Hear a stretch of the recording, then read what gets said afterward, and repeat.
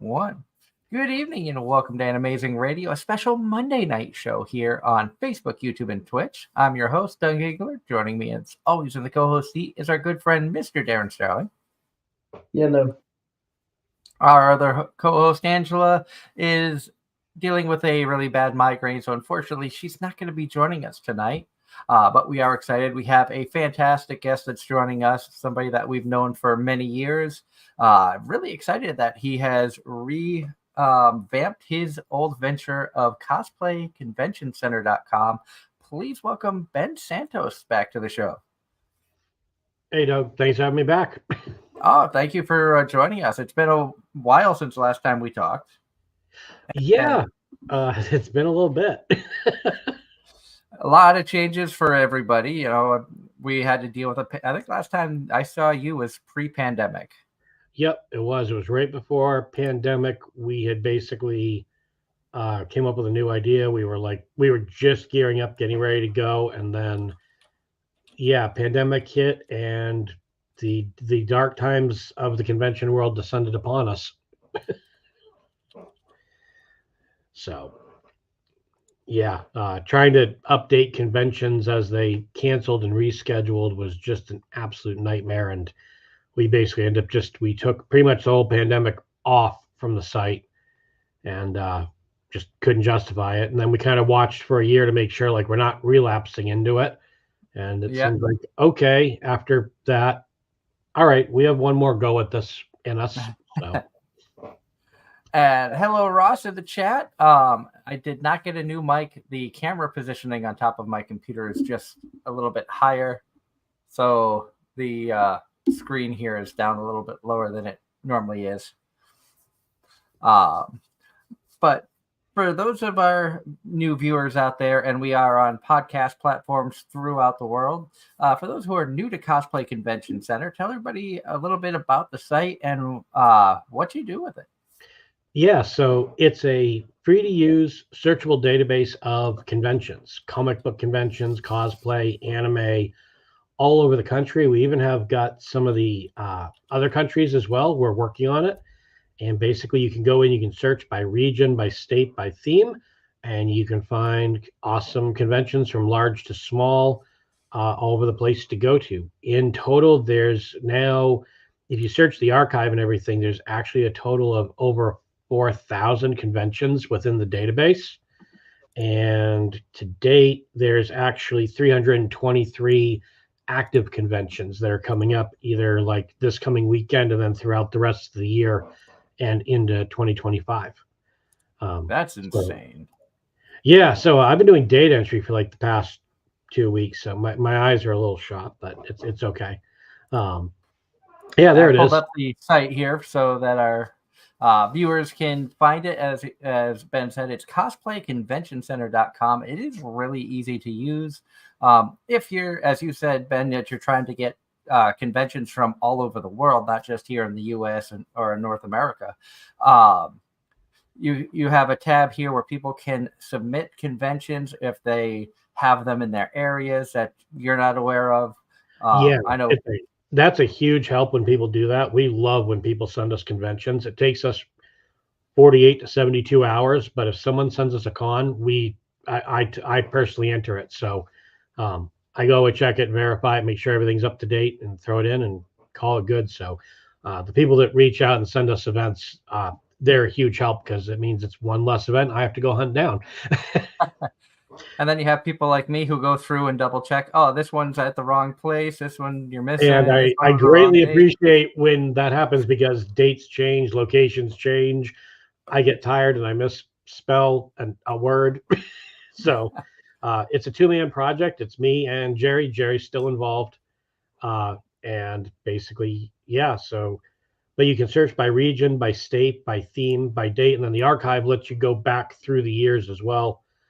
So basically, you can just pick any state that you like. And so let's look around Darren here in North Carolina. There you go. So can you see the screen, Darren? Yeah. Yep. So they're in by date. Any of these conventions look familiar? Nope. So you got North Wilkesboro, Matthews, North Carolina. Playthrough Gaming Con is in Raleigh. Wake Forest isn't exactly far away, so. And the maps that you guys are seeing, what those are is that's a company called Stay 22. We actually partner with them. So you can actually book your hotel room for the convention right there. So you can literally. Oh, that's awesome. Yeah. So you find the convention, that's what the marker on the map is. But all those little rates and numbers, it's all hotel rooms. So you can totally toggle it, control it, and you click on it, and you can book your hotel room right from the site. That is actually really cool. Because I've looked at a bunch of different convention sites for years, and I don't think I've ever seen that before. As far as I know, we are the only convention site like this that has got the maps on board. And the nice part is that when you book your hotel, Stay 22 tries to give you some good rates. They work with Booking.com and some of the other major sites. And the nice part is that if you do happen to book that, I actually get a small little cut of the sale as Cosplay Convention Center, and that helps me keep the lights on and pay for the website and all that. So anyone that does actually go and book a hotel room through it, hopefully they find a good hotel to stay at, and they get to help out the site simultaneously. Plus, you don't have to go and pull another whole separate site to find a hotel room. That is really cool. I love the fact that you were able to add that to it. Well, the original title was One Site to Find Them All. So it was like, hey, we can actually just have hotels right here, and why not? And we think it's a really nice, neat feature to be able to offer people that are browsing the site. And I'm scrolling through here where you have the themes and everything, so you can look for first year conventions if you're looking for specific anime, brony collectibles, all sorts of stuff, film, gaming, furry, Harry Potter. Yep. Yeah, I think I'll have to have Darren send you a list of landscaping conventions.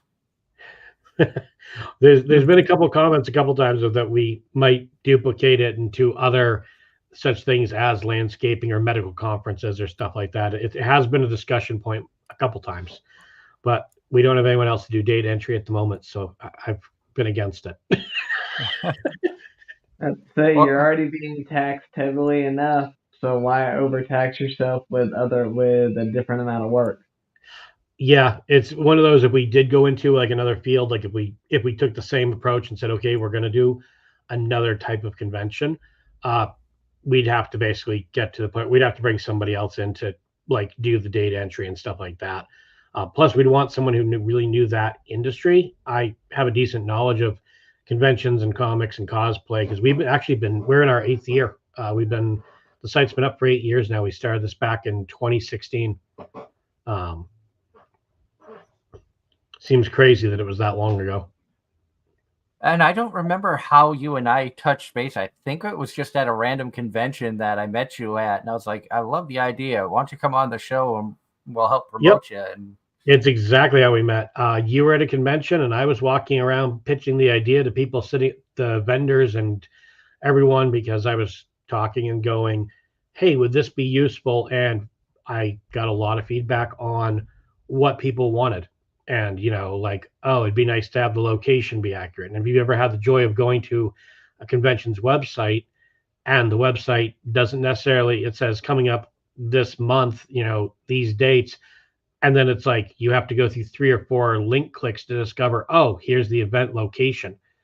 That always drove me a little nuts. And so I listened to a lot of the intake and was like, nope, I want you to be able to land. The site's mobile friendly. So you can scroll on your phone and you can just pull it up and you can find conventions all over the country, simple, easy, and free to use. That's that's the really cool thing. It's the free to use side of things where in a day and age where everybody's looking to make a buck, the fact that you have, and you're a cosplayer, you love the conventions like we do, so you understand the community that not everybody has a lot of money to be able to spend to subscribe to a site to just look at conventions or things like that.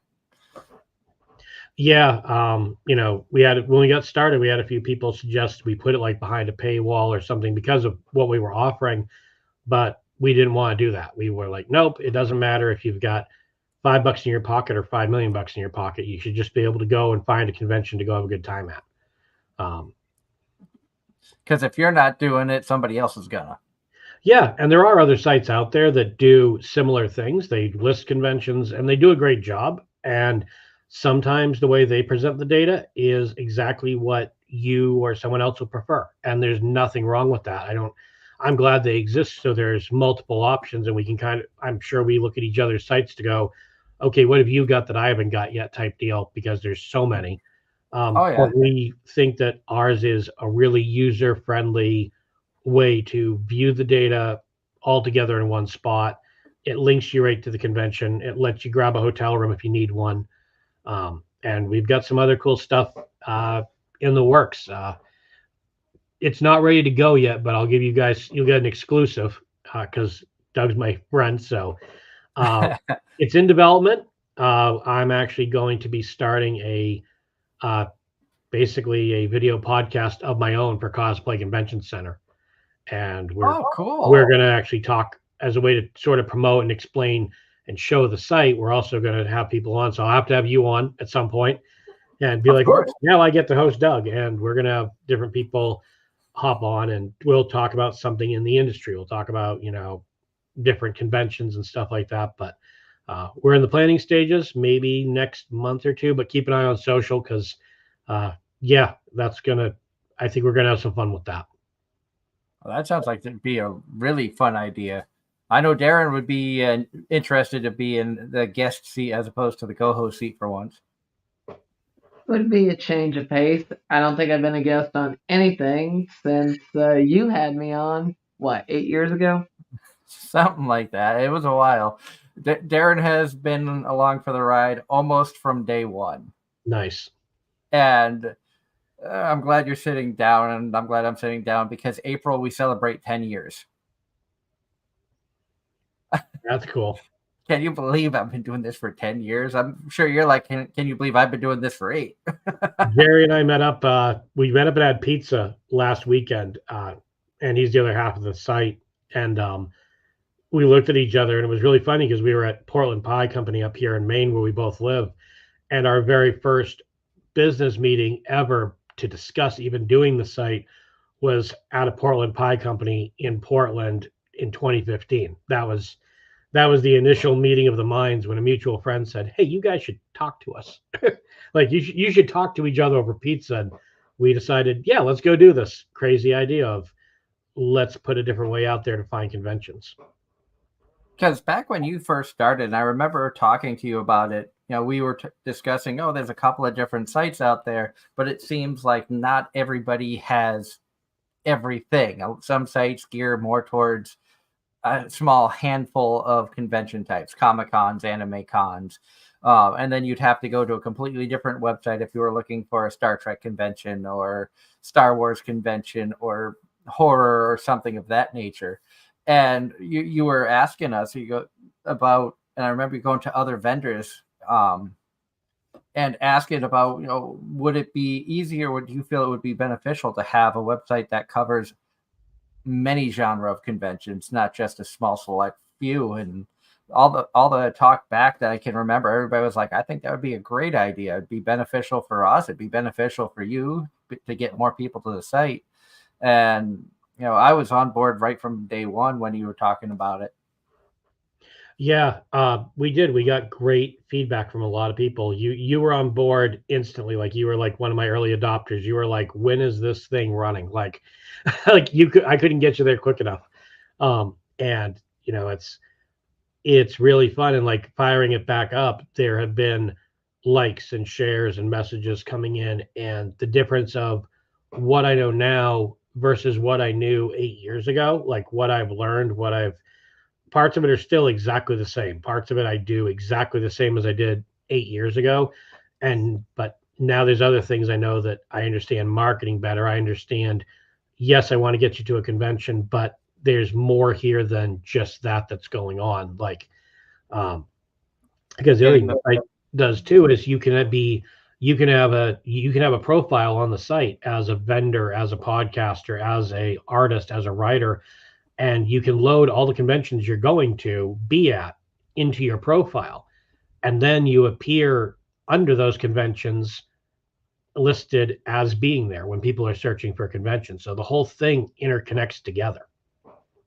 So it benefits on so many levels. And speaking of people at conventions and sponsorships, we want to take a moment to thank our sponsors, Home Circle Media, for the latest and greatest in anime gear, everything from pens, pencils, stationery, and officially licensed art books. Be sure to check out homecirclemedia.com today or look for them at an upcoming convention near you.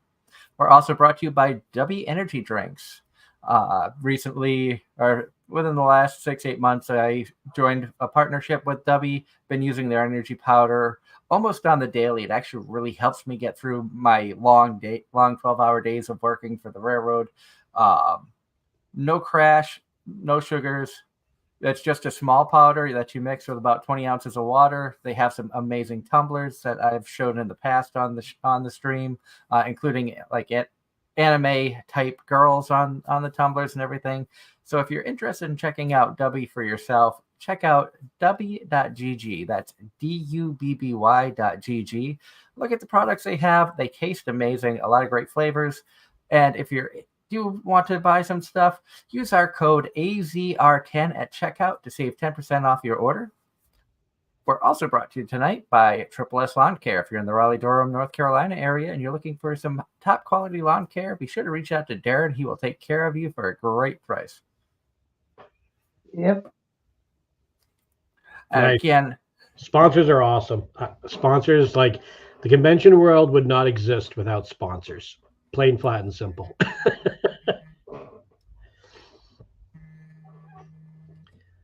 and phone is going off, but I'm not going to answer that. Because my wife's probably getting the same phone call. But again, we are extremely excited to have Ben Santos from Cosplay Convention Center joining us tonight. And Ross, thank you so much. Ross says there's no one else we'd rather have than Doug and Darren.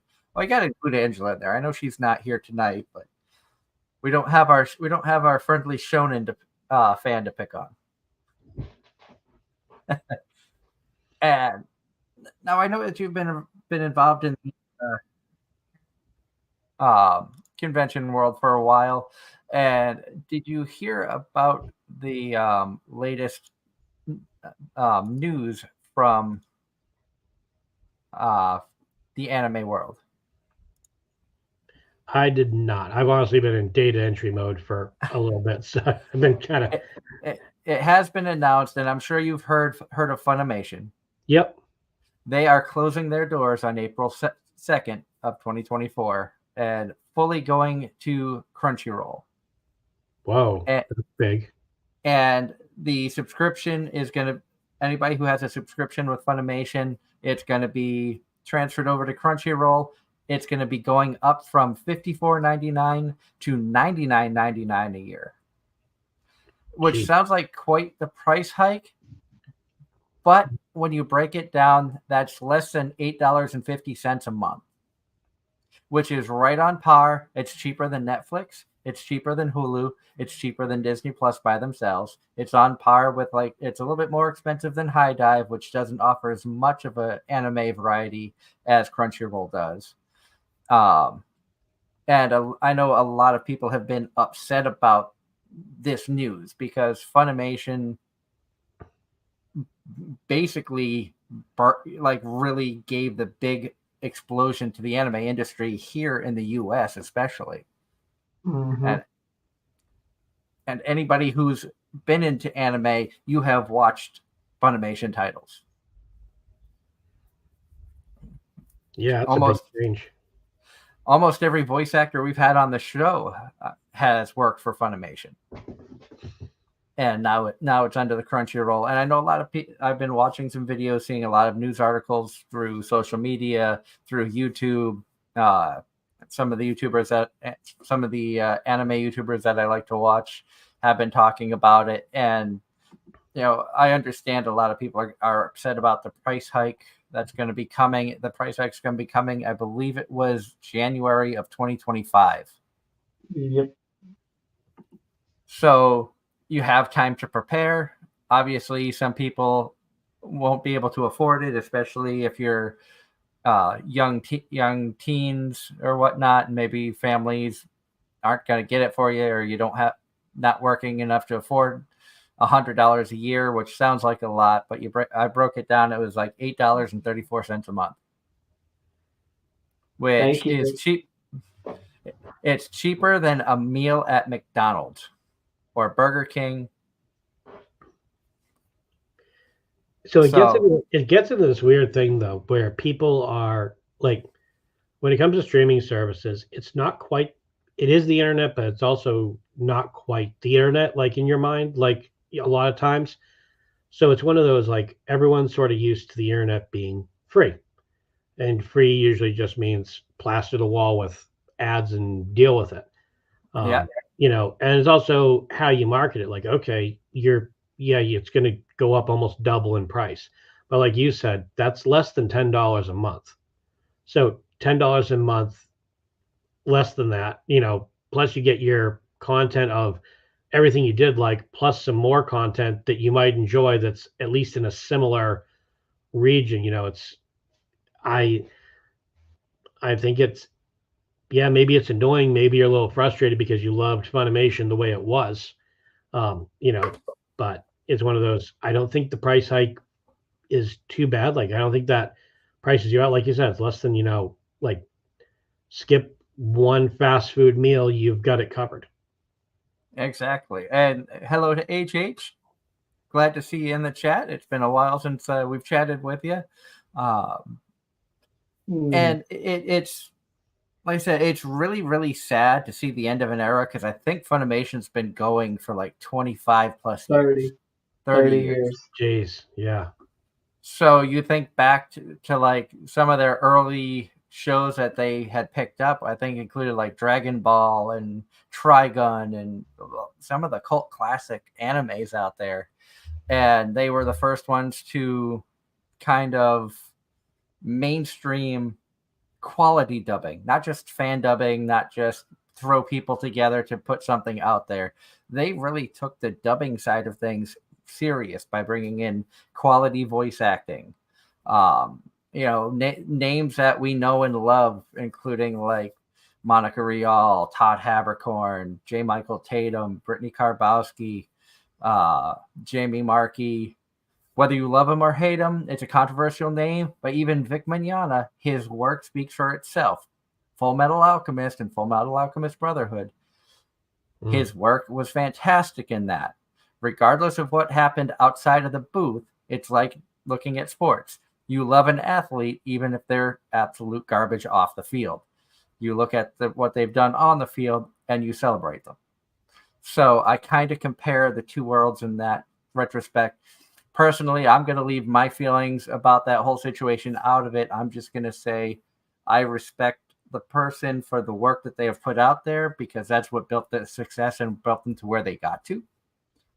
Whether or not I agree with things that happened that you are hearing from multiple people, many different sides of a story, I'm going to leave that up. The only people who really know what happened are those involved, and I'm going to leave opinions out of it, because this isn't the type of show that, you know, we put people on blast. I want this show to be a fun show. I want this show to be a show where I bring people on like Ben to promote the fun and the love of anime and the comic culture and the Comic Cons and convention culture that I've grown to love for the last 10 plus years. So yeah, Doug and I take a similar approach with a lot of things, especially conventions. There are great conventions. There are conventions that have struggled throughout like the past 8 years. There's conventions that have had some really big problems. One thing we don't do on the site is we don't rate them. We don't do reviews because the simple fact is that you and I could go to the same convention. You could have a great time. Maybe I don't have a great time. And both our experiences and thoughts on the thing are completely valid, because different things happen to us. So we just very much decided to say, nope, there's the sites out there, there's podcasts out there that do that, and there's nothing wrong with it. having those conversations and letting people have access to the information is fine. That's just an arena we don't want to play in. We just want to say, hey, look, here's all the events. Here's the link to their sites. You guys have the information. You can make your own decisions on where to go and who you want to support. And at the end of the day, who you want to give your money to. Yeah, and back in 2022, I took some big steps out of my comfort zone when it came to conventions, where we actually started to be kind of like a sponsor of 2 different conventions, Rail City Fan Fest in St. Albans. Okay. We put a sponsorship in for them. Couldn't offer financial aid, but we gave a couple of prizes. Nice. Had a contest where one lucky winner of the contest would join us for a voice actor interview, and the overall winner of the masquerade would be a full featured guest on our show. That's cool. And we also offered that at PoochieCon's Pennsylvania and New Jersey shows. Yep. And unfortunately, we haven't been able to go back to PoochieCon in 2023 due to the fact of planning on moving from New York to Pennsylvania, and timing didn't work out. But we learned a lot of stuff from working with the conventions from that retrospect. Also did my first podcasting panels at conventions. Nice. we got in at PoochieCon in their Pennsylvania show, Anime Boston, Kineticon, and Anime-Zing I did podcast panels at. Nice. Which that's a different animal. It is. It's fun being at a con. The beautiful blue car sitting behind me is my car. That's Trax. He's from G1 Transformers, and it's a 1980 Corvette. And so I own that, and now I get to bring that as my cosplay vehicle. So I got to bring that to the main cosplay extravaganza last year. So I had that set up next to the main Whovians had their wheelchair accessible TARDIS set up next to me. That's my dad's group. Oh, that's cool. Yeah, so got to hang out for 2 days down there, and then most recently I went up to the main Nerd Fest, up in Vassalboro. Main Science and Nerd Fest is up there, and then in March I'm actually headed out to DC. I'm going to go out to AwesomeCon. I just got my pro badge approved in the mail in the email today, so congrats. Trekking to DC, so go spend a weekend out there. So you'll probably be passing by my area, kind of. Yeah, I think I'm actually going to be on a train. Funny enough. So if you're taking Amtrak on the Northeast Corridor to get down that way, you will be going through Croxton and Oak Island, which are the 2 yards that I was at in the last 24 hours. So I should hold up a sign out the window that says "Hi, Doug" as I go by. No guarantee that I'll be there, but some of the people that I came out of school with, actually one of them does work in Croxton at the yard, so I haven't seen him yet while being there. But it's really, really awesome that you didn't give up on the site. Obviously, the way the world has been over the past few years has been absolutely chaotic. And like you said, you wanted to step back and make sure that conventions were, going to the con schedule is going to kind of get back to a normal flow of things, which I feel like it's gone back to as chaotic as it was pre-pandemic. There's cons every weekend. Yeah, it was, I stepped back and I looked at it and I watched. And before I built the site, that was the same approach I took. I looked, I watched, I walked around, I listened, talked to a lot of people, and then it was just a matter of I was debating it, and I was like, you know what? I'm not quite done with this yet. Like this still has something. Like I wasn't quite as burnt out as I thought I was, which was a nice discovery to make, because I really do. It's fun when people are like, oh, that's your site, or the first time someone tries it and they're like, oh, wow, this is great. And then I know they found a convention, they went and had a good time. That, like, hearing someone say, I love your site, or, oh, I discovered a convention because of your site, that makes me that makes the project worth it. That makes the past 8 years and all the data entry totally worth it. I will have to reach out to my friend that is the owner of Rail City Fan Fest and see when if he's putting on an event this year and when. I know the last event he put on was in December. And he put on an event in June is typically when he does it. Unfortunately for him, it usually goes up against the Vermont Renaissance Fair, like the same weekend. Ooh, yeah, that's a tough battle. But we were able to accomplish a dream last year, literally 2 weeks before moving from New York to Pennsylvania, where courtesy of Anime-Zing Radio, we flew a voice actress from LA to Burlington to be the only guest at the convention of Rail City, because Luke, who owns it, it was the second year of his convention. He knew he didn't have the money to bring in any kind of guests or anything like that. He was more concerned of making sure that the attendees, the vendors, have a good time and that he doesn't go beyond his budget, which I respected a lot. We've seen so many cons that go too big, too quick. And he's like, I want to just take it slow. Vermont's a difficult area to try to grow anything, as we know, being from New England. Having run my own events, it's running an event. When you decide to do it, I'll say, so when I decided to run an event, I reached out to a good friend of mine, RJ. And I said, because RJ had run events, and I said, RJ, I've decided I'm going to run an event. And there was a pause, and he said, okay. He said, congratulations. He said, you've officially lost your mind. And he said, but don't worry, it's okay. We have t-shirts. And he was more right than I knew. And trying to understand the balance of what you want to bring, what you can afford to bring, and that fine line of you want to stretch, you want to bring something bigger, but some years it just doesn't make sense. If you can stay within your means and grow it smartly, it's the harder play, but it pays off in the long run. And I can also say from the 2 years that I worked with Rail City, the staff has been wonderful. Luke has been great to work with. Definitely somebody that you should get in contact with about, because St. Albans, I'm not sure how far that is from you, but definitely I would talk to him about getting a table to promote yourself. Bring like a laptop or a setup where you can show people the site. They can look at things themselves and really show how easy it is to use. I think it would benefit you and Luke greatly. Yeah, no, I recognize the name of the convention, so it'd definitely be cool to chat. It's always great to meet another convention organizer and then be like, hey, let me know when your next con is. I'll throw it in the site, and hopefully some people will go and check it out.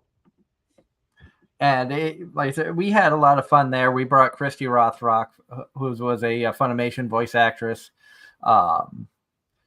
And it was an amazing experience for me personally to be able to talk with Christy throughout the weekend and to see her interact firsthand with all the fans.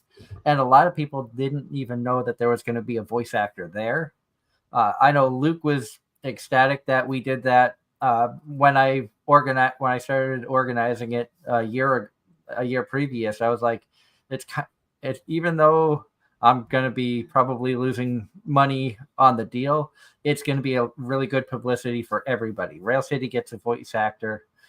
The voice actor gets to go to a New England convention, and Anime-Zing Radio gets the plug of, look, they're bringing in, a voice actor. Maybe we should check the show out. So I felt it was a win-win for everybody, and really, I would do it again in a heartbeat if I had the money and the time. Now I'm going to have the money with the new job. I'm just not going to have the time. That's the fun balance of figuring out, like, look, money, time, don't know. Okay, time, no money. Ironically, if I hadn't gotten called to go to New Jersey this weekend, if I had been home yesterday, I would have went off on my 48 hours rest at 10 p.m. last night. And I'd be talking to you from Darren's house because I was going to get up at like 4 and drive down to North Carolina to hang out with him for the afternoon and evening and drive back tomorrow. Yeah. Partially because Darren is crazy and bought me something, but he said that I have to drive down there to get it.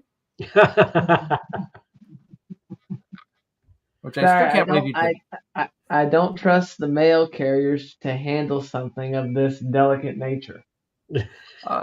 That's totally fine. Knowing how much that thing cost, I'm like, I will spend the money to go down. Plus, it'd be a fun trip just to go down and hang out with you again. I had fun down there. Wish it was longer, but Oh yeah. Well, maybe next week if depending on scheduling. yep. Like I said, I'm off practically every Monday, so Next week, it I will works for me. probably be going on my 48 hours rest at 10 p.m. Monday night, so I'd probably be getting there Tuesday afternoon and leaving that's Wednesday fine. morning. And that's fine because don't forget during the weekdays I'm off of work by like 10 o'clock in the morning. So Yeah. And let's see. Ross in the chat says, speaking of high dive, they were caught in a lawsuit like Crunchyroll was last year. Apparently, it was about a metapixel, a tracker that records a user activity and shares it with third party without consent. A lot of websites do that, and people don't really know about it. Yeah, It's that's sad. one thing mine doesn't do. We designed it that way. Basically, we don't throw a metapixel on to track people's data and then turn around and sell you to a different company. The one thing that we do get is we get to say, okay, where did you find us from? What sites did you look at? But you're anonymous to us. I don't know if it's Doug. I don't know if it's Darren. I don't know if it's, Ross in the chat. So all I can do is I can just sort of build ideal, like, sort of personas about what people are looking at. And I can say, well, gee, more people looked at California this month than Texas, and more people looked at anime conventions versus horror cons or something like that. Like, I can do it that way, but I can't be like, oh, hey, you want to sell something to Doug? Here's how you get in touch with him. That's where it gets that's where the pixels get really kind of dicey and stuff. So we don't do that. We do watch the analytics because we want to see where we're getting traffic, who's looking at what, where are they looking at, how long are they on the site. That's all really important information to us as we move forward and add new features and tweak it. And but we don't collect people's individual personal data. And the data that we do collect, if you build up and get a profile on the site, we don't sell it to anybody. That stays within our servers. We don't make an email list of 10,000 people and then sell it to some random company so they can, send you ads for four-wheelers. And I'm trying to remember, Ross, I believe you live in Arkansas, right? Because I was going to pull up the Arkansas conventions, which you only have one listed at the moment in Hot Springs, Arkansas. So, Ross, if you have conventions out in your area that you want Ben to put up on his site to get more promotions out there, just head over to Cosplay Convention Center and you can go right on the page and submit. Like it says here, you can submit a convention right on the tab here. You just click on it and you can just send the name of the convention and website to Ben, and he will do proper research and add it to the list. Yeah, it's really awesome when people do that. It's great. And sometimes it's convention organizers. Sometimes it's just someone who likes to go to that con. They're like, oh, hey, you should add this in. And I had somebody reach out and say, like, I think I actually, we added our first convention, our first Scotland convention actually got entered into the website the other day. It actually took me and Jerry a couple minutes to figure it out because we had to figure out how to do Scotland. We hadn't entered a country. We hadn't done that in a couple of years. And we're like, wait, how do we do a different country? Do you remember this? I didn't remember this. You're well ahead of me when it comes to data entry of any type because I barely know how to do a podcast. I'm glad you're still doing your podcast. I always like coming on. I like your podcast. It's been fun the times I've come on, and that I'm self-admittedly not the largest anime fan. I dabble. But every time I've come on, I still enjoy hearing you guys talk about anime with the enjoyment and the passion that you guys have for it. Like I've always enjoyed coming on the show and listening to it. I can always respect a fandom, even if it's not necessarily my personal fandom. Oh yeah. And that's the way that I feel about like the community in general, which is, as I told you, 8 years ago when we first met, I started the show as a way to give back to the community that helped me get through a tough time. I went through a messy divorce. Anime helped me deal with that and get through it. And I just happened to figure out a platform that I could give back to other anime and Comic-Con fans. And of course, as you said, as time's gone on, we've gained more experience from different things. I consider myself to be very, very lucky to have been able to be on multiple sides of conventions, as attendee, as vendor, as press, as sponsor. We were lucky enough to be sitting in guest row at PucciCon beside voice actor Aaron Campbell one year, which was really, really cool because we had Aaron Campbell, Keith Silverstein, a few Genshin. I think Griffin Burns was there, and a couple other Genshin Genshin Impact voice actors. So it was like this whole row of voice actors, and then Anime-Zing Radio, and it was really like surreal to be in this row. Because me, I'm still I feel like I'm just your average anime fan. That I have an interesting way of incorporating my love of anime to the world and try to get people to check out certain shows or things of that nature. But I don't view myself as a celebrity or anything like that. Yeah, I'm in the same boat. I don't think of myself that way. I'm the data entry guy who happens to run the website. Like, and I couldn't do it without my other half, Jerry, because I thought the database up, but he's the one who programmed it and built it. And 8 years later, it still runs like the top that it did day one. We've added some bells and whistles, and we want to do some more with it. But and if you know of any conventions that are looking for added promotions, as you know, we've always welcomed conventions of all types, all sizes on the show. Also, in the past couple of years, since the pandemic and since we moved to YouTube platform, we've been doing something new. When we have a table at conventions, we live stream from the con. Usually 3 hours. The first con we did it, I live streamed 6 hours Saturday and 6 hours Sunday, and that was Vermont. That was the Vermont Sci-Fi and Fantasy Expo. Yep.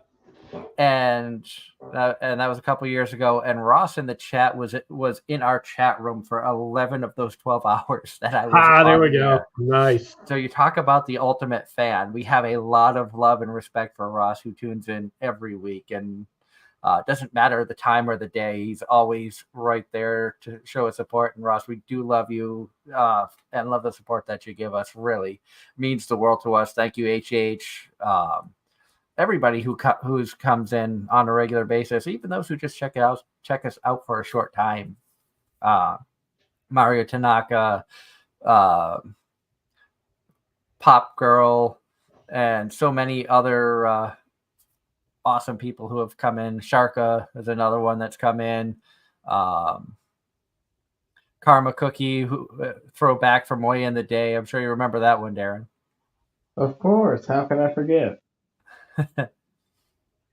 Now, Darren, do you have any questions for Ben for his site or conventions in general, or any ideas that you think could be beneficial from your experience of doing conventions? Not off the top of my head. I always throw him on the spot.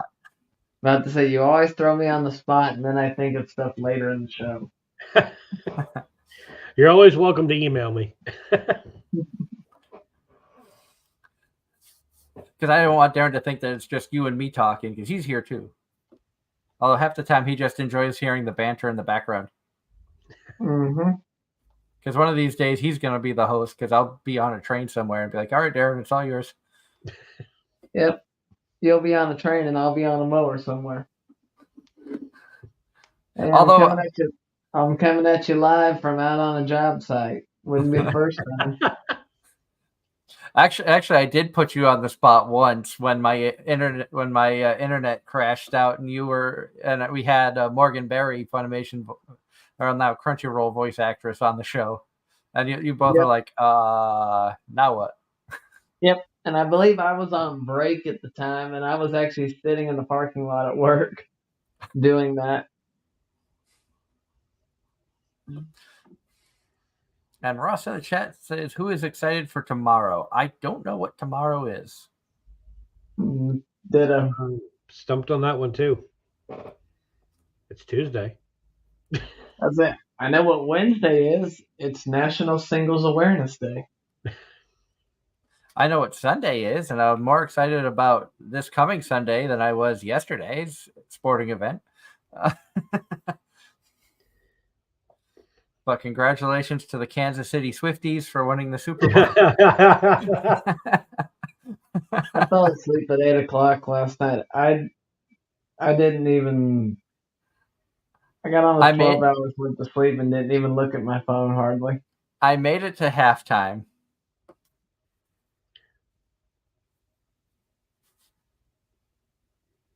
But what is tomorrow? I know what you're talking about, Ross. Happy birthday to you. Oh, there we go. Happy birthday, Ross. Happy birthday, Ross. I don't want you to think that we forgot. I had no idea. Ben didn't know, but no one told me. Happy birthday, Ross. Ross had mentioned last week that his birthday was coming up tomorrow. And so, again, big happy birthday to you, Ross. I hope you have a wonderful birthday. I hope you get a lot of really cool gifts. We share the same birth month, Ross. Great. Yeah, my birthday present is Funimation closing because that happens like a couple of days before my actual birthday. And actually, the Funimation closing on April 2nd is 4 days before actual 10-year anniversary of AZR. Because we started the show April 6th, 2014. Wow. That was our first ever show with Funimation voice actress Tia Ballard as our guest. Now, I knew that there was going to be high hopes for the show when we're starting off with a big name like Tia as our first ever guest. I'm like, this better work out for me, otherwise it's going to look really, really bad considering the fact of the caliber of guests that we were lining up early on. Let's see. Question for Ben from the chat from Ross. He says, I have a question for Mr. Ben. Darren here loves to cosplay and wants to cosplay as Akino from DxD. Any tips for him? And he continues with, I'm so evil. So, all right. So, yeah, sure. I can offer some tips on this. So there, in my opinion, there are two rules of cosplay. The first rule is, are you having fun? If the answer is yes, you proceed to rule number two. If rule number two is, are you having fun at someone else's expense? If the answer to this question is yes, you need to go back and see rule number one. So basically, it's my advice with cosplay is have fun. Do whatever you want to do. Realize it's a lot trickier than it looks. It takes a skill level that's out there, and there's nothing wrong whether you go and buy a store-bought costume. There's nothing wrong if you build it from scratch. There's nothing wrong if you go on Etsy and support an artist or a professional cosplayer and commission some work.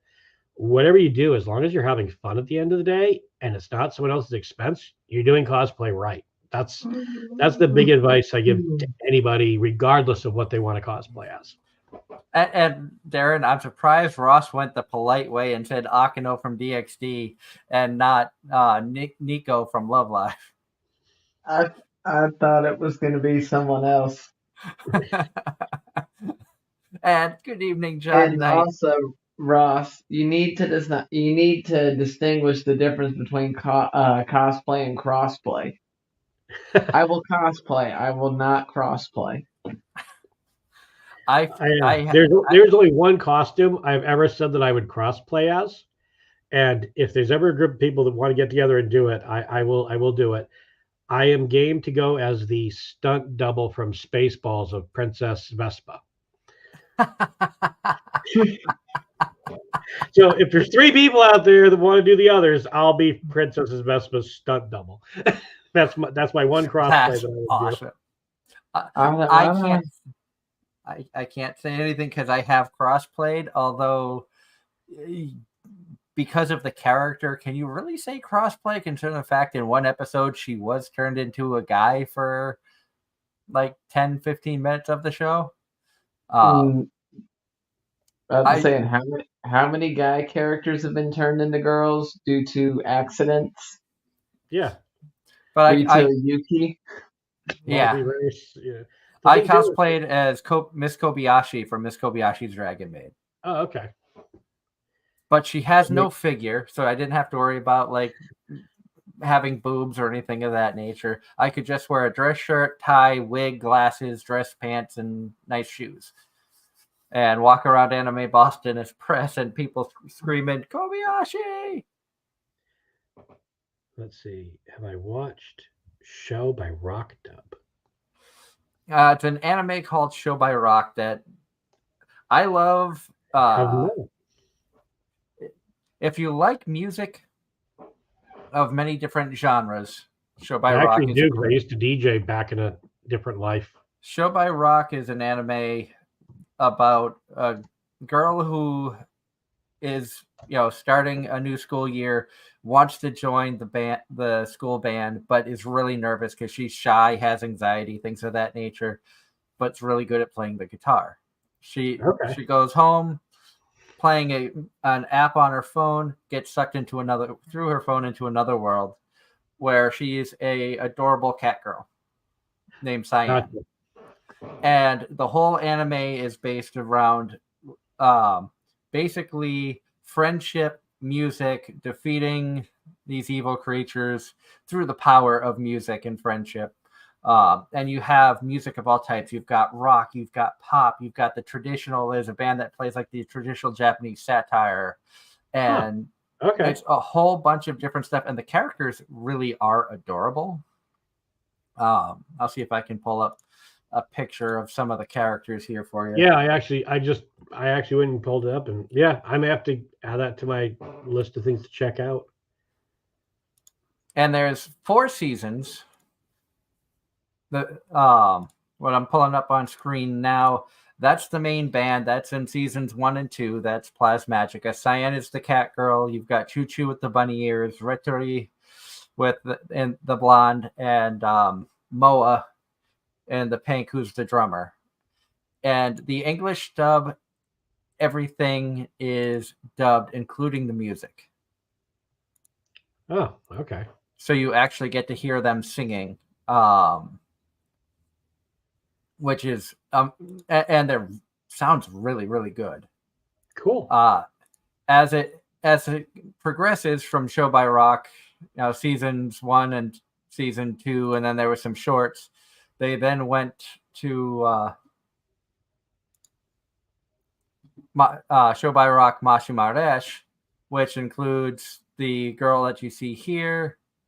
That's actually from Show by Rock Stars, which is like season 4 of the series, where all of the different bands come together.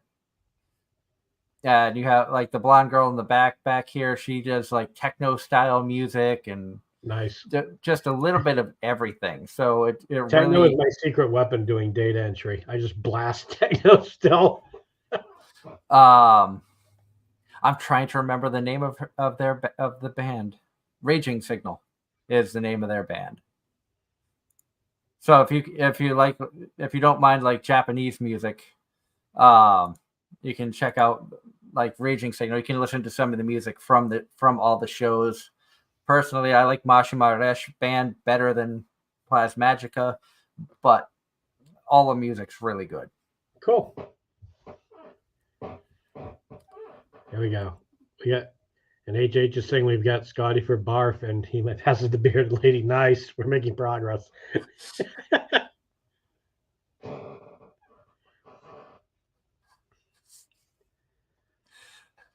I know what he's talking about. HH is a friend of mine that I used to hang out with personally when I lived in Mass. So I know exactly who he's talking about. My one of my best friends. I can see that now. HH. I was at PAX East. I think it was right before. It was either the year before the pandemic or right before the pandemic, and there was a guy who cosplayed Barf, and it was, to this day, it's one of the best cosplays I'd ever seen. I came around a corner and he was there on the sky bridge, and I was like, oh my god, that's amazing! Like it looked like he had just stepped out of the movie. It was great. And Ross in the chat says, speaking of show by Rock and Shinepost, he watched but didn't like the singing of Mashimai Resh, which I can understand because going back and rewatching it, I love the songs. They're better in Japanese than in English.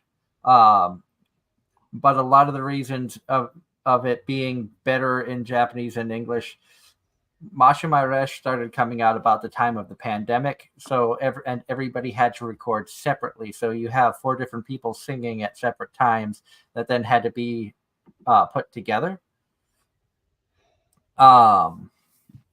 So it's a little bit, especially off the start, like. And if you go back and watch our special when we had all the voice actresses of Mashimai Resh, all 4 girls, and Megan Shipman, the director, the first song that they sing doesn't sound like a finely tuned song because you have 4 girls who, well, it starts off with 3 girls who are just put together to do a street performance and a newly formed band and a random girl who walks up while they're playing and they invite up to play with them. So of course you're not going to sound like a band that's been together for, years. And that's why it sounded a little bit off at first, which when I asked Megan about that and she said, yeah, that's why she did it, I had a lot more respect. And Megan's ear for music has always been amazing. Very talented singer herself. So, and then says, as for Shinepost, didn't like the girls' personalities.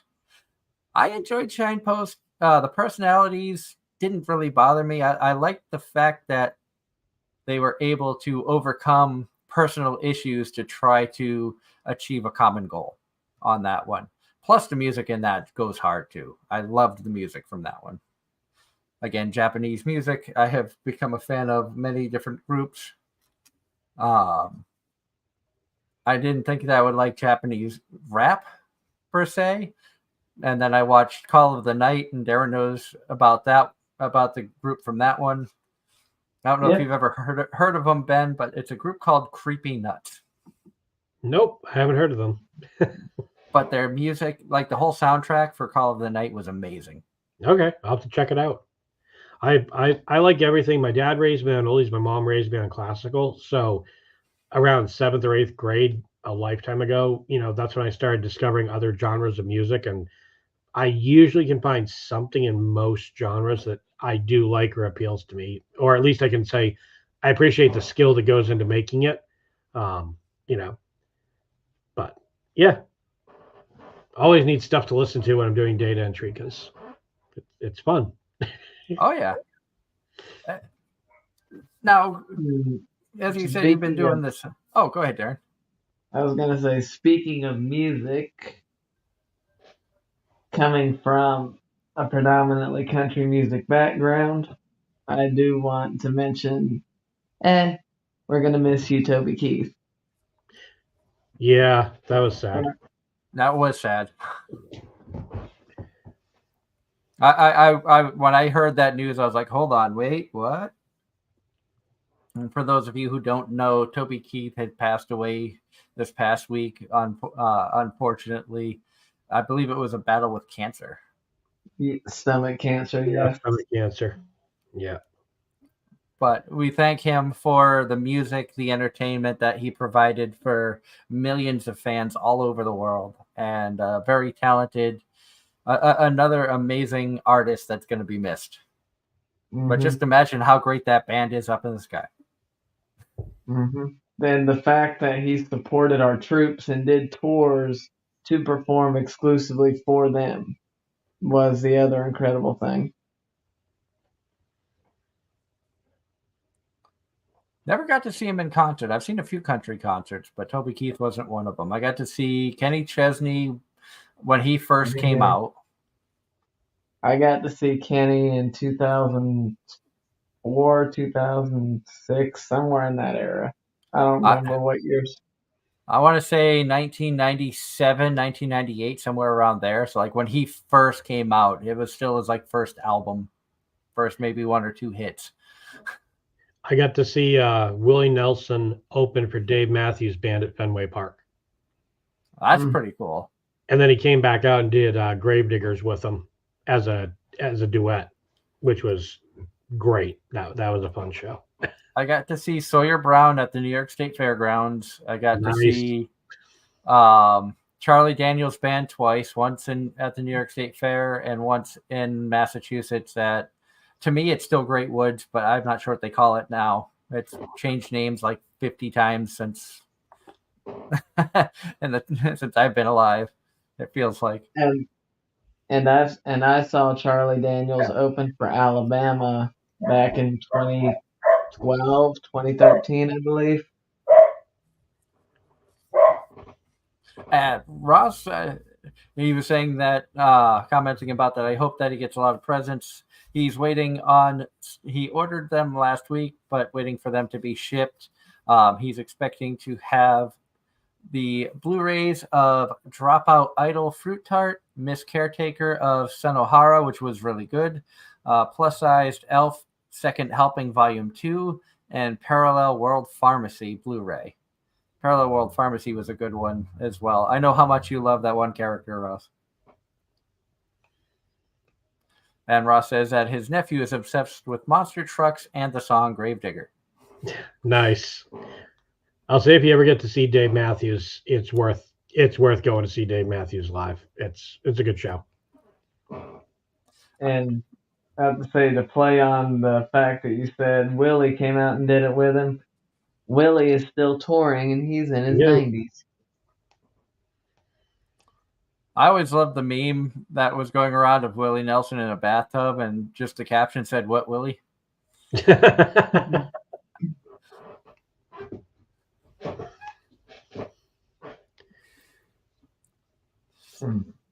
But again, Russ, happy birthday to you. I hope that you have an awesome day tomorrow and enjoy this stuff when it comes in. It's going to be a bit before I start buying any more anime merch. I've got some bills and stuff I need to pay off, and then a few other things that I want to get. Also not sure of the next convention I'm going to be able to make, depending on when my days off fall. If it's on a weekend that there's a convention nearby that I can actually get to, I'm hoping to maybe make a day or so of Anime Boston this year. We'll see if we can get press for that again. They have been amazing for the last couple of years. Have you been to Anime Boston, Ben? I have. I think that might have been one. I know. Yeah, I went down. It's been a few years, but I went down. I want to say I bumped into you at Anime Boston one year. I thought so. I think it was Anime Boston I saw you at. Because I'm trying to remember. Didn't you? What was that? Were you tabling at Anime Boston one year? My wife was. Your wife was. That's what it was. Yep. She's actually had a table at Anime Boston 3 times. Nice. And had successful vending experiences every time. And I made a lot of friends and stuff from there. I'm trying to think. Was it Northeast Comic-Con the first time I met you? I'm pretty sure it was Northeast Comic-Con. Yeah. And back in Wilmington days at the Shriners. Yeah, back when it was that was my favorite location that they've had. And they've moved a few times since. They're now in Boxborough at the hotel, which that's still a nice location. But the Shriners just had a special feel to it. And I might just feel that way because I got married there. But yes, yeah. I remember that, I think. I was told that they still have our wedding photo up in one of the backroom offices at the Shriners in Wilmington. That's awesome. And we're the only wedding ever in that building. Ha, that's cool. That's great. which, big thank you to Gary Summers and everybody with Northeast Comic Con for allowing us to do that almost 8 years ago. It'll be 8 years this June. Holy crap. Time flies. Yeah. It drags and then you blink and it's gone. I found a video. So to give you an idea, I found a video from 2017 at Boston Comic Con. I was tabling, promoting Cosplay Convention Center. I was there with my business partner, Jerry. And this right here, Yeah. black. There wasn't a single gray hair. This is what data entry does to you. Data entry and conventions. And conventions. Yeah. I've had the gray for years. I think I started balding and going gray when I was like 19. Yeah. So I knew I was doomed. This was going away in high school, but the gray hadn't shown up till 2017. Apparently after that was when that was like, okay. It was the pandemic, I swear. Yeah, the dark times. when I was stuck at home is when everything went gray. I went and lived in a camp on a pond in the woods and just kind of was like, whatever. If I have to be by myself, I'll be by myself. But Darren and I were amongst the essential workers, so we didn't even get all the fun stuff that the people who had to stay home got. Yeah. Yeah. Because I was working as a mechanic, and Darren was fast food. Plus, your landscaping business, Darren, you weren't really contacting people anyway. Pretty much. And Ross in the chat picking on me, saying, "I'm so proud of you, Doug. No time for conventions, becoming a great frugal man and being smart to save up money. Now you won't have to waste on figures." That's me, Ross. I'm the one that wastes on figures. Yeah. What's my favorite dubbed anime? Boy, I don't watch a lot of. If you want to go the easy route out and say like Pokemon, we won't blame you. Pokemon, probably I'd have to say Dragon Ball. Yeah, I've enjoyed both Pokemon and Dragon Ball. I guess that I'm just not that. I'm not like. What was? God, You're not the diehard like we are. I'm not. You're like the true casual fan. Something catches your interest, you'll watch it, but you're not going to sneak a ton of stuff out. It wasn't dubbed, but when Ruby came out, I enjoyed that. Like the first season of Ruby, I thought it was visually something different than what I had seen. Like I liked the way they did that.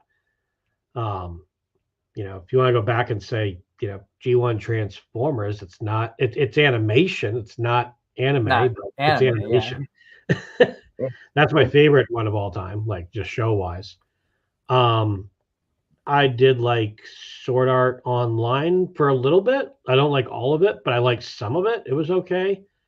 And then I liked Attack on Titan. I enjoyed that.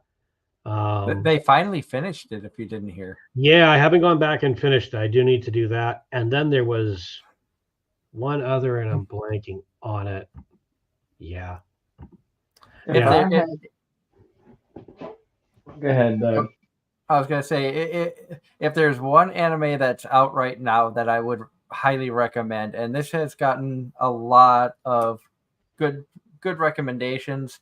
I love the fact that in a day and age where there is a million sequels of shows that are coming out, seasons 2, 3, 4, 5s, and a lot of like cookie cutter style shows, isekai, shonen, you see a lot of repetition. The shonens of, oh look, it's another fight scene of the same basic stuff, just a different enemy. But this show came out last season, and I absolutely have fallen in love with it. It's called Frieren, Beyond Journey's End, and it's a fantasy.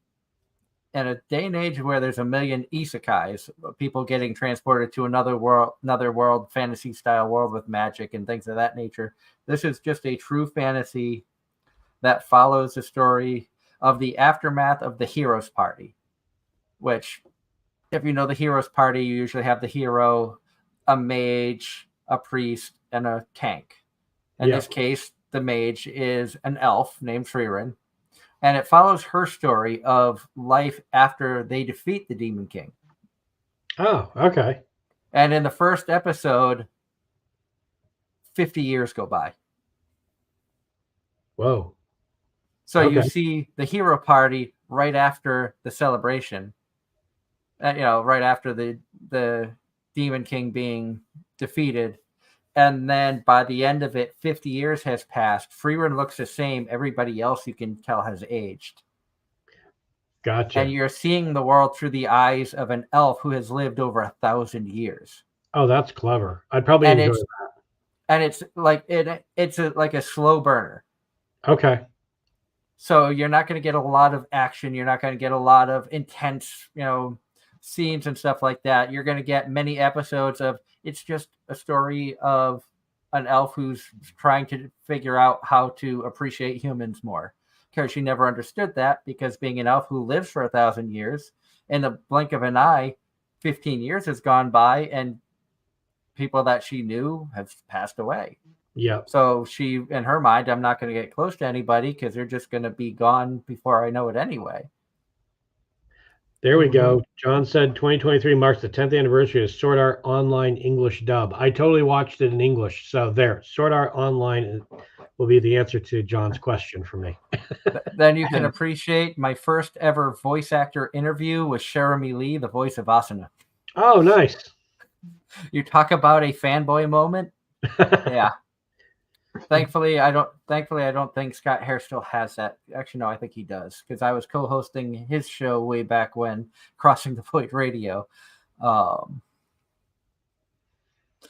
and we were able to get Jeremy on the show and talk with her for a couple hours. Nice. She's an absolute sweetheart. Wish her the best in everything that she's doing. But it's been, as you know, it's been a crazy ride over the last, for you, 8 years, 10 for us. And when you started with the Cosplay Convention Center, did you think that you were going to see it progress to where it is now, or were you hoping for bigger? Or we weren't sure. It started with just a really simple. So the real reason it came into existence was I went to a little convention in Maine. It's actually not little, but it was at the time. It's bigger now. It's not a giant con. It's called PortCon. It's a great first convention. They do a nice mix.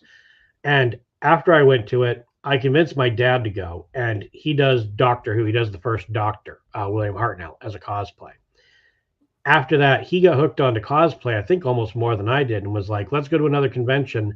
And I said, sure. I said, just go Google it, find some. And he basically came back and was like, I can't really find any, like I'm having trouble. Like, you're better with the computer, you do it.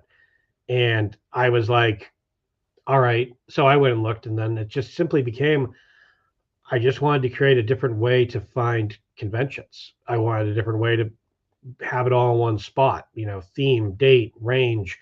If you were on vacation somewhere, or you were going to be in a region of the country, you could go and search by that and come up with it. So at its core level, it does exactly what we designed it to from day one. The core functionality of it has always been the same. I mean, I would love if the site became huge, and I would love if the site, if people used it and, it turned into, something that I could, if I could basically make a little money off the site and do that kind of thing, like that would be awesome. But making money off the site's never been the main goal of it. It's been to help people find conventions. That's the main goal. If it can support itself and survive, and we can help people like get hotel rooms and stuff like that, like cool. Like that's that. But I didn't want to bury it under ads. I didn't want to put it behind a paywall. I just wanted it to exist and say, here's a different option. Go have fun at a convention.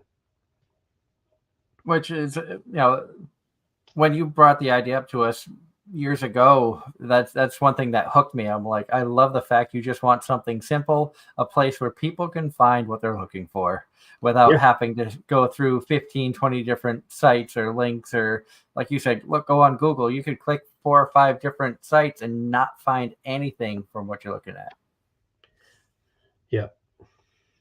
But, you know, I don't know. We didn't really, it's kind of that whole, we just sort of decided to do it. I don't think we really knew quite where we were going to end up with it. The site's been up, it's been down. We've been through a pandemic that, nobody saw that on the horizon. And I watched the industry almost crumble around me and kind of stood by helpless going, well, I hope it comes back, and not being totally sure if it would. So yeah, it's been a wild 8 years. It does, sometimes it doesn't feel like it, and sometimes it feels like 20. I can understand that feeling. And talking about watching the industry, because obviously when you have a site that focuses around the convention communities and conventions themselves, before the pandemic, we had shows where we would ask the question, are there too many conventions? When the pandemic hit, we then worried, what's going to survive? Yeah, and we lost a lot of great shows.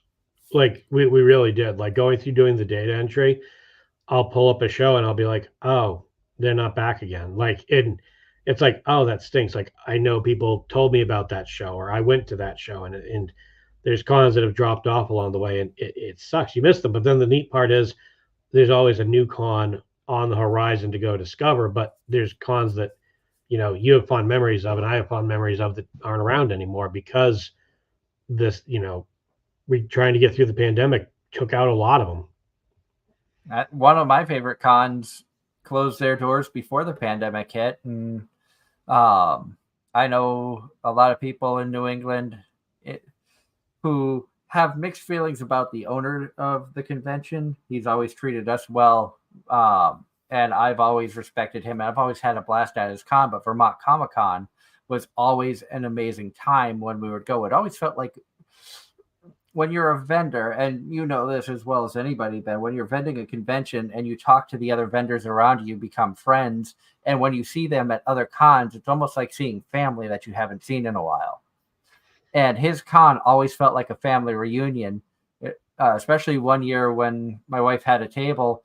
And in our row alone, we knew 6 artists, 2 comic creators, and at the end of the row, we were friends with the voice actress that was a guest.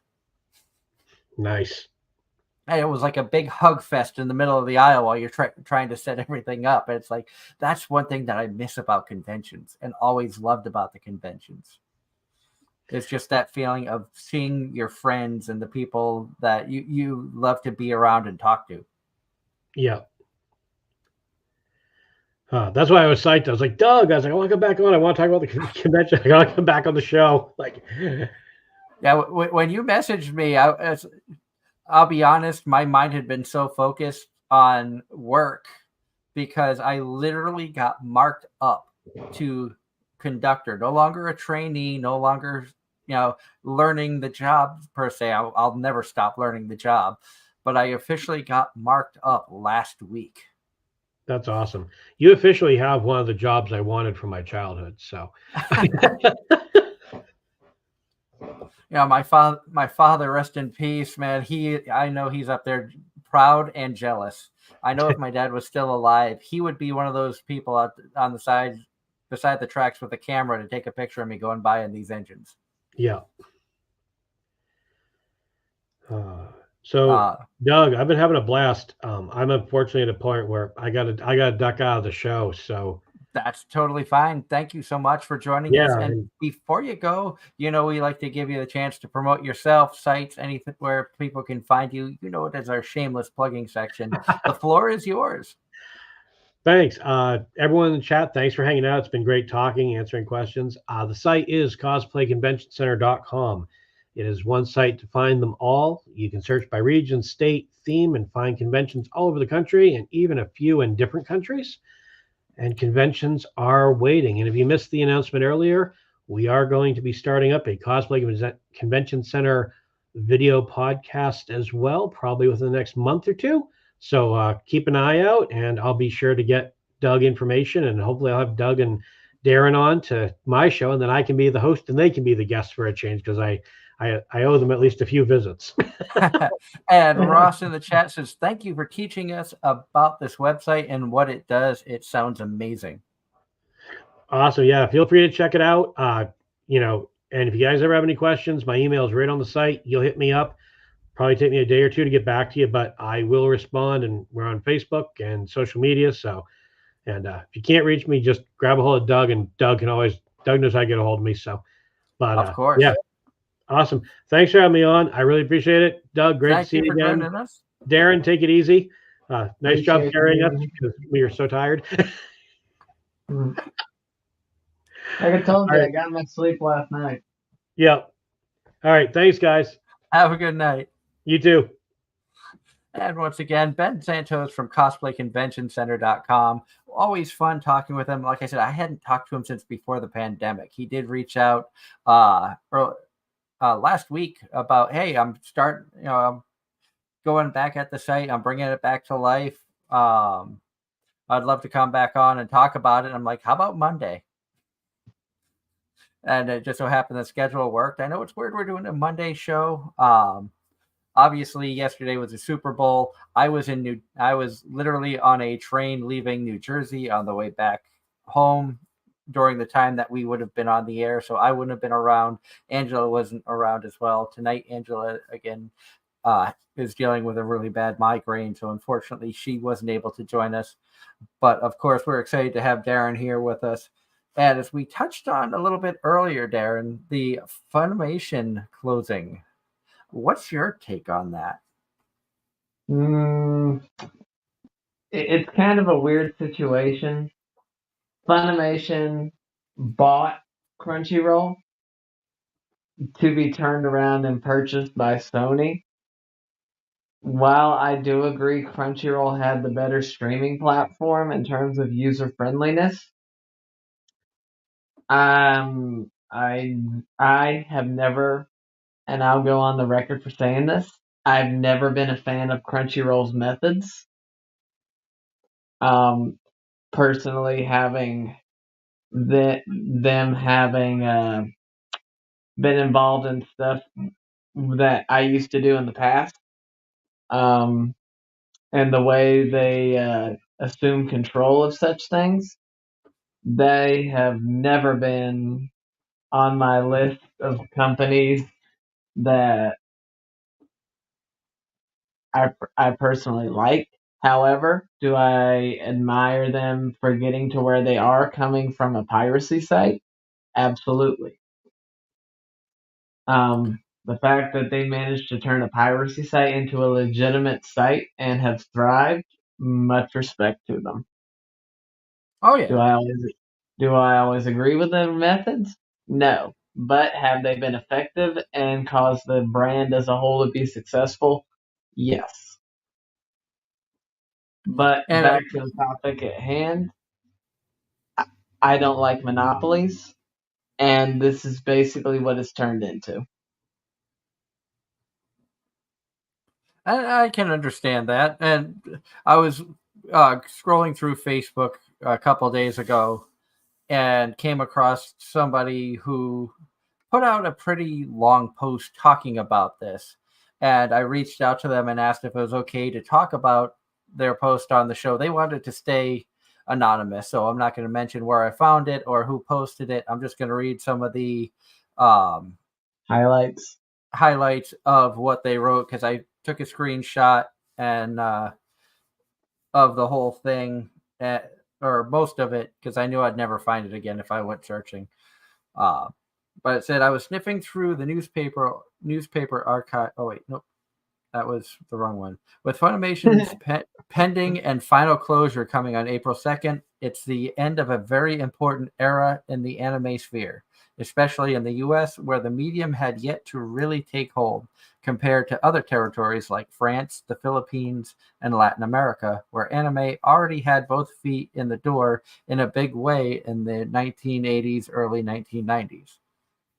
No doubt, here in the US, we had early attempts like Astro Boy, Speed Racer, Voltron, and Robotech, which all ran on low-power TV stations, and a certain cult favorite movie in Akira that had a very limited theatrical run. And we had small upstarts like Streamline AD Vision or ADV, Viz Video, and Central Park Media, to name a few, that catered to a very niche audience who had to fork out cash for 2 to 3 episode videotapes, as none of their offerings aired on TV. Alas, niche was all it was then. Then Funimation came along in 1994 and changed the game. They said that they were looking through, it says, I was sniffing through newspaper archives and found an article which he clipped, put a photo up in his post, which unfortunately I didn't get the photo of that. Says, from August 1995, weeks shy of Dragon Ball's U.S. premiere and syndication. Hard to believe that their roots were very similar to those of 4Kids and how they were going to bring Toei's Dragon Ball and eventually DBZ to the U.S. shores. From those humble beginnings, moving from syndication over to the more lax environs of cable satellite TV, they introduced an entire generation to anime. They weathered the very ugly bubble burst of the physical home media sales in the later 2000s that took down no less than 3 to 4 other anime distributors.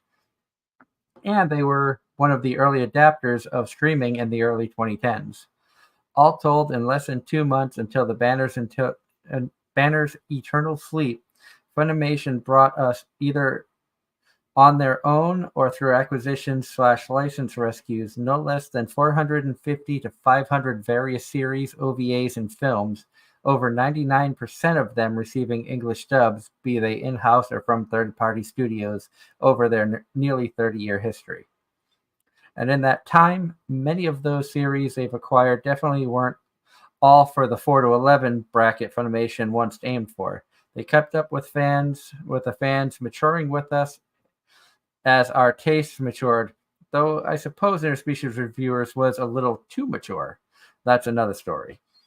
For fun, I figured I'd throw in a visual history as well of their various opening and ending graphics, which they incorporated like every different Funimation logo variation from start to finish, which I thought was really cool to see the transition of the different Funimation logos, and John saying, remember when Funimation had the slogan, "You should be watching." I remember that. Yep, because most of the media I owned from Funimation had Funimation go with the "You should be watching," and then they went into the transition where it goes Funimation Entertainment, "You should be watching," where they actually said it, and then there would be other times where they just rapidly transition through everything to music and yeah. And he ends off saying, while Funimation's voiceover talent studios and HQ continue on as Crunchyroll in an official sense, it is still the end of an era indeed to see this brand being retired. And it says, thank you for getting this fan of nearly 28 years into this crazy but awesome and varied world of anime. So, sentiments there of, it's sad to see because, if you've been into anime at all over the past 15, 20 years, you've seen the changes that have come with Funimation. The early, I remember watching things like Sergeant Frog with early Funimation adaptations. Excuse me, Rosario Vampire, and I think Girls Bravo was a Funimation title, and Strike Witches, just to Yep. name a few of the early ones that I watched. Angel Beats was another fantastic one that came through the Funimation doors, Mm-hmm. and it was thanks to these shows and the fact that Funimation focused so much on providing quality, not just an English dub, but they wanted to have quality English dubs out. They wanted to have good voice acting. They wanted it to sound like it actually fit the show. Granted, a lot of people, it depends on who you talk to, say they missed the bill on many shows. Mm-hmm. And you know what? Nobody's perfect. You can probably find examples in the Japanese shows where voice actors don't feel like they fit a certain character or whatever. Mm-hmm. But that's just part of the game. And John Knight was in the chat says, what was the first anime from Funimation that you watched? For him, it was Dragon Ball Z. For me, it was actually Dragon Ball Z Kai. I was late into the anime game, and also late into the Dragon Ball universe. Dragon Ball Z Kai was actually like a redo, simplified version of Dragon Ball Z. They took what used to be 200 something episodes and basically covered the span of 2 episodes in one. And that prompted me to go after the original series, which was done by Funimation, as Dragon Ball was probably their biggest breakthrough into the American market for anime. Oh yeah. And then after that, I was going to answer this earlier, but probably the best dub I have seen, or at least my favorite that I can acknowledge, would have been Soul DXD. Eater. No, Soul Eater. I know your I thoughts can't. on DXD. Yeah, the dub on I don't. that. I don't want to go there tonight. But yeah, Soul Eater was actually one of the better dubs that they put out. That I was a know great many of series. my friends say that Black Butler was one of the few shows they would watch in the dub because it just fits so much better than the sub. And for me, the first Funimation anime that I watched would be, I have to say, is Rosario Vampire, because I had been out of the anime world for many years. Like I started with Inuyasha, Witch Hunter Robin, and Fooly Cooly, but Funimation wasn't really on TV then.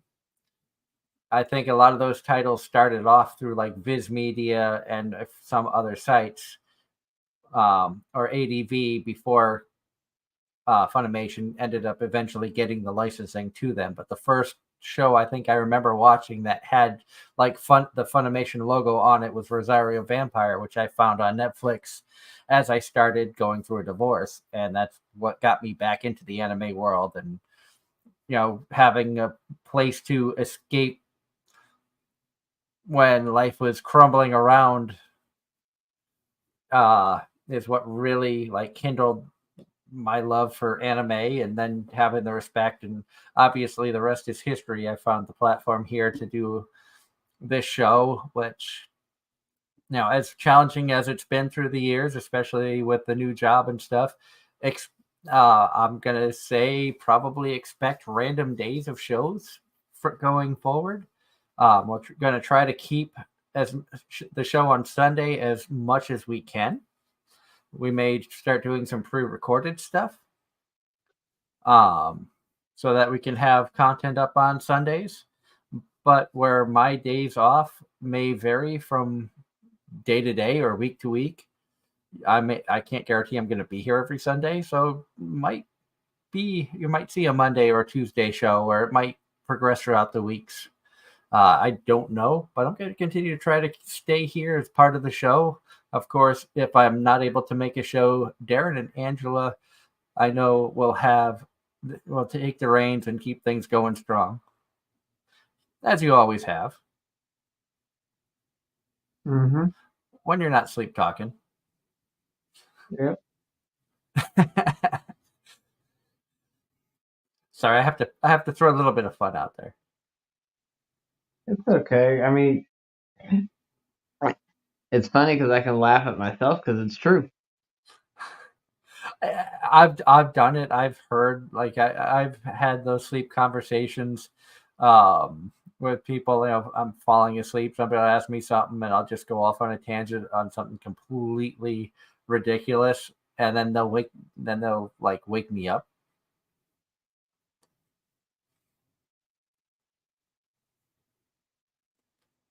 And Ross says, while it's still early before we end the show, maybe if it's possible, what are your thoughts on this week's episodes of Winter Anime?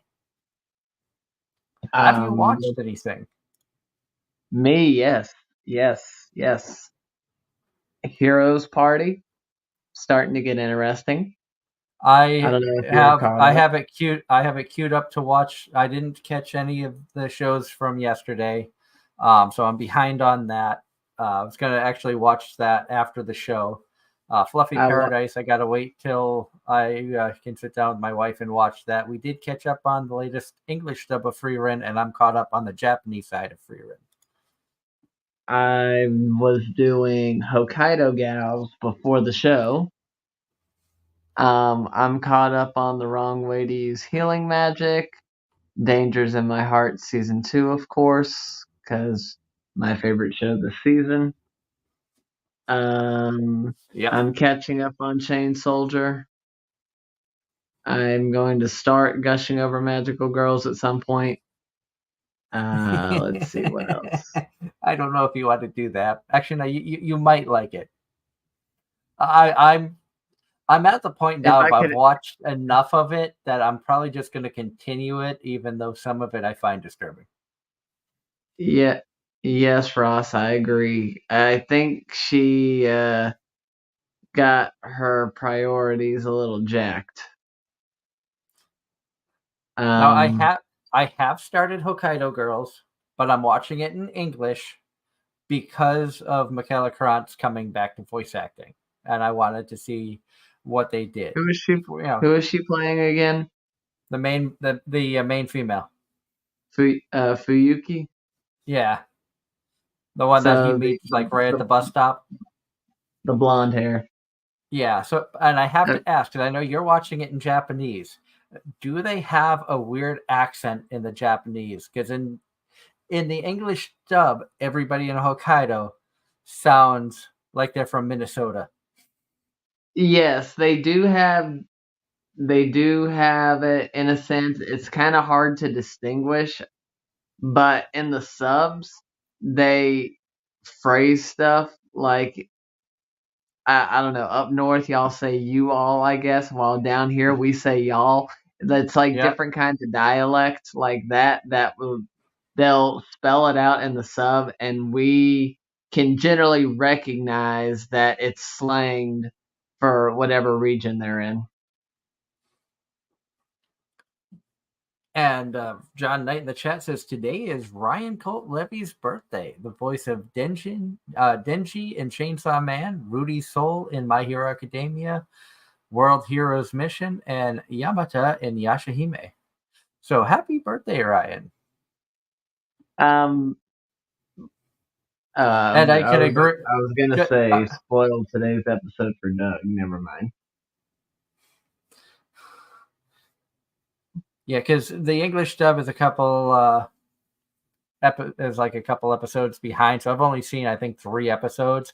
Like we just got to see the grandma in the most recent episode that I watched, and I'm like, she's kind of a bitch.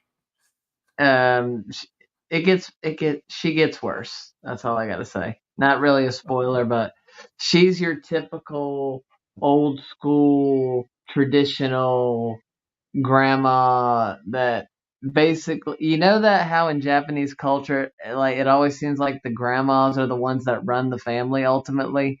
It's Yeah. never really the males that run the family. Yep. So it's That's basically kind of that. the route we're going.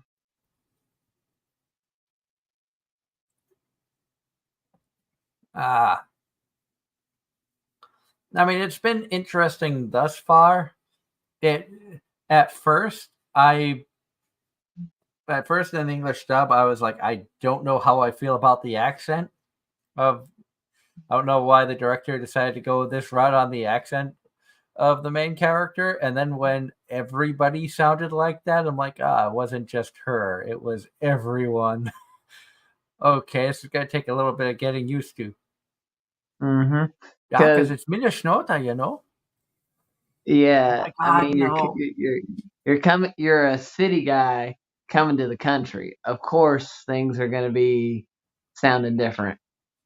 I love how they that even in other anime, whenever you get you got your main characters, and 9 times out of 10 they're in a city-esque setting, and they're in school, and then you get transfer students or from the country, and they start speaking slang, and then they're given a hard time by their classmates, or they try so hard to hide it, and then whenever they bring it out, they're like, "Oops," and get all embarrassed about it.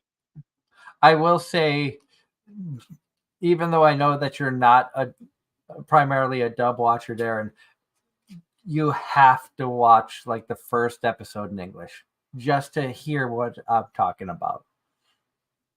Well, come down next week and we'll watch it together. How's that sound? As long as the stars align, we can do that. And shout out with the birthdays.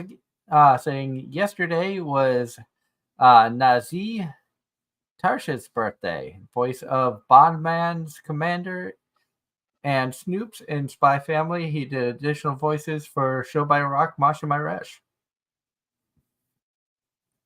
So lots of birthdays this past week. If it was your birthday, happy birthday. If you have a birthday coming up next week or coming up this week, like Ross does, happy birthday to all of you out there. I hope that you have an amazing week, of course. I know talking about gushing over magical girls, I just don't know how to feel about this one. This is like the train wreck that you know you shouldn't be watching, but you can't turn away from. Like, this show could be considered complete garbage, but you're going to watch it anyway, knowing that the show is complete garbage. Well, if it's any worse than Mocking Key, I'll be shocked. I don't know And if it's by mocking.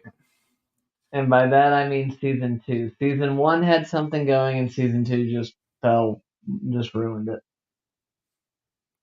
This almost has like Madoka Magica meets interspecies reviewers. Um, Is it Peter Grill level of degeneracy? But oh then god, again, I think it's worse than Peter Grill. I didn't watch Peter Grill. This is Um, basically it's we different forms of the BDSM community in here, and mm, it's one of those animes that you don't have the godlights that show up to hide stuff.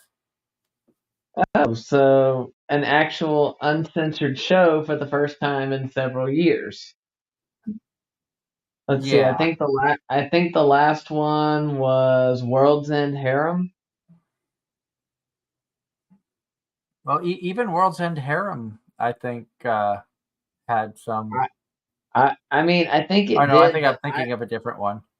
no, I think you're right. But I did see there were. I've managed to find the uncensored version on several occasions.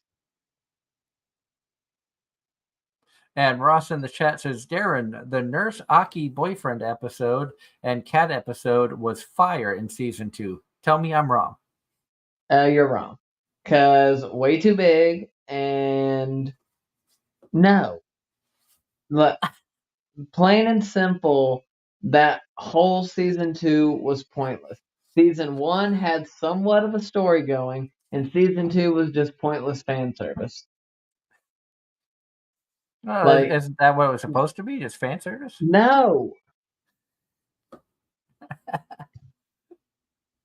I think that's all gushing over Magical Girls is just 100% fan service. Let's see how far we can push the envelope. Well, And like I Ross, said, there hasn't been a good ecchi show in years, so it may actually be refreshing. and Ross in the chat says, but Aki is best girl. No, she is not the Ross. No, just no.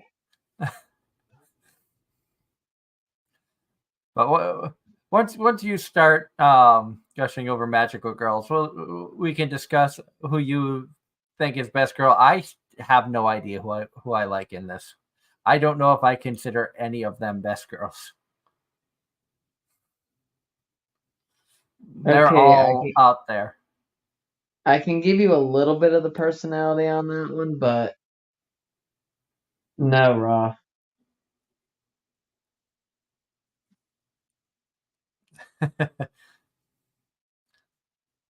I love, and if you're watching us for the first time or you're listening to us for the first time, this is one thing that we really enjoy is the interaction with the fans who watch us when we're live.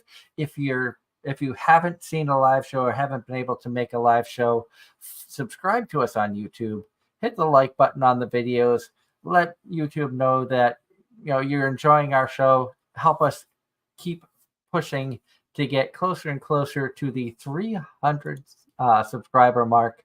We're right on the cusp. Once we hit 300 subscriber mark, we are going to be doing a giveaway, and so please help us reach that mark so that we can like I said, hit 300 subscribers. We are currently at 293, so we're right on the edge. And Ross is asking, can we talk about how cringe the State Farm commercial was from last night during the Super Bowl? I don't know which one you're talking about, and I don't think Darren saw any of the Super Bowl. I only saw the first half. Nope, I didn't watch any of the Super Bowl and honestly have no desire to. And plus, the commercials have not been the same. Like the last good commercial from the Super Bowl that I remember was, I think it was Rams commercial, God Made a Farmer. That was literally the last good Super Bowl commercial I remember. I think the last like good commercials that I saw was, I forget who the company was. Oh, okay. I know which one you're talking about, Ross. Ross is Arnold Schwarzenegger as a State Farm agent or a State Farm movie where, you know how State Farm has a slogan, like a good neighbor, State Farm is there? Yep. Well, Arnold Schwarzenegger was like a good neighbor. And they're like, cut. All right, Arnold, the line is neighbor. Yeah, neighbor. That's what I'm saying is neighbor. Neighbor. Bah. And they're trying many different takes of him trying to say like a good neighbor. And they were just ripping off Liberty Mutual's commercial with the guy not being able to say Liberty. Liberty Bibbity. Uh-huh. And then they ended up having Dan Aykroyd come in and be like a good neighbor, State Farm is there. And show them bantering back and forth. That wasn't as bad as the Dunkin' Donuts commercial. And I'm from Boston. I say from like Boston area. I was born like 15 minutes outside of Boston. Spent most of my life in southeastern Massachusetts. And I love, I'm a Dunkies supporter. I would rather go Dunkies than Starbucks. I think Starbucks is overpriced and the coffee is not as good. But that's just personal preference. But they had a commercial with Jennifer Lopez, Ben Affleck, Tom Brady was in it, a couple other like Boston area or Massachusetts area celebrities. And, Ben Affleck walks in dressed head to toe in this Dunkin' Donuts gear. And he's like, "We're the Dung Kings."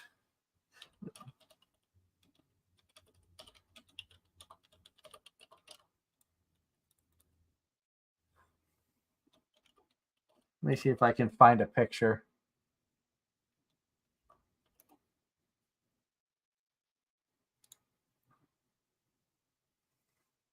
Um,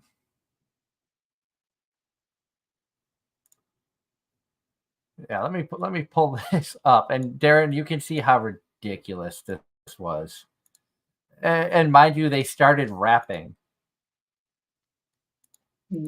Did Aflac have any good commercials this year, or were they even a part of it? If they were a part of it, it wasn't until after I stopped watching. But I don't know if you can see the picture there, the Dung Kings. Yeah, I see it. It was, there's Tom Brady as a DJ. Did Burger King approve of this? I have no idea.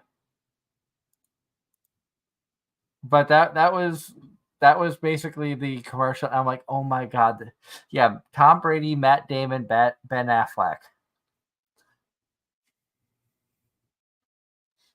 So plenty of celebrities.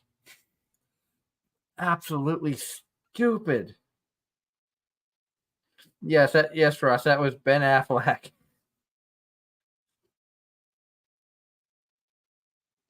I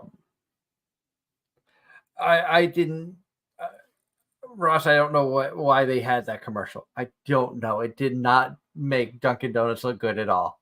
I will be 100% honest on that. I was like, oh my god, this is absolute garbage. In fact, most of the commercials I thought was absolute garbage. I missed the good old days back when like Budweiser would come out when they had the Budweiser frogs. Yeah, they used to really have good creative commercials. Now people are spending, $7 million for a 30-second ad. Last.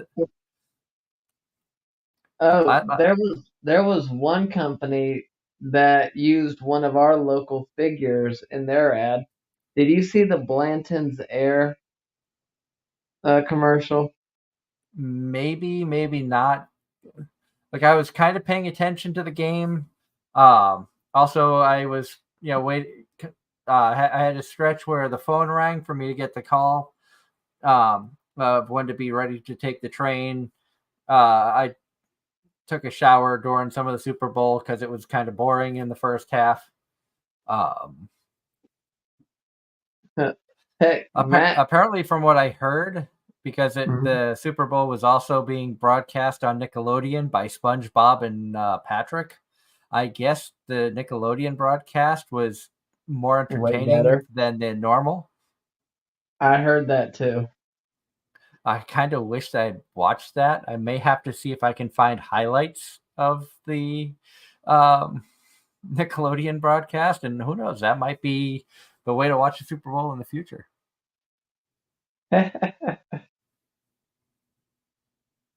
And Ross says the Uber Eats commercial was way worse. Uber, I'm sorry, but when it comes to delivery companies for food and whatnot, Uber Eats is probably the worst of the bunch because 9 times out of 10, it takes their drivers way longer to pick up orders than it does DoorDash or some of the others. Apparently, Ross says Uber Eats got backlash for making fun of people that have peanut allergies. I don't remember that commercial, but apparently they had to cut it out. Okay. As far as the game goes, I watched the first half. Easily, I feel like San Francisco should have had a bigger lead than what they had. Their defense played out of their mind in the first half. Like I said, I got the van ride to the train yard at 8:30. During that time, they had just started the halftime show. So I don't know what happened in second half. I know I kept monitoring what was going on. While at the rail yard, they had it on the TV in the train master's office, and also, people were asking over the radio, does anybody have an update on the score? And then I found out that Kansas City won in overtime. Unfortunately, I was, even though I didn't care for either team, I was kind of rooting for San Fran because I'm sick of the Chiefs. Kind of like back in the early mid 2000s, everybody was sick of the Patriots. Matt had me watching hockey the other night, and I forget who the Hurricanes were playing, but they were playing in their original jerseys before they became the Hurricanes. Oh, the Hartford Whalers jerseys? Yes. Oh, that must have been an interesting sight to see. I remember Hartford Whalers. Yes. But anyway, the game, they went into overtime, and the final score was 1-0. And they won, but I kept waiting for Matt to text me, it's Bowberry time, because anytime the Hurricanes score on a power play, they get a free Bowberry biscuit the next day if they say I'm a Caniac and it's bow time. So I know about the Hurricanes fairly regularly because I got to deal with them pretty much every day at work. Yeah, I wonder if that'll work up here. It should. It's a company wide promotion. So I mean, try that. I mean, it may apply only to North Carolina because Carolina Hurricanes, North Carolina, but you can try that whenever. So it's whenever the Hurricanes score a power play.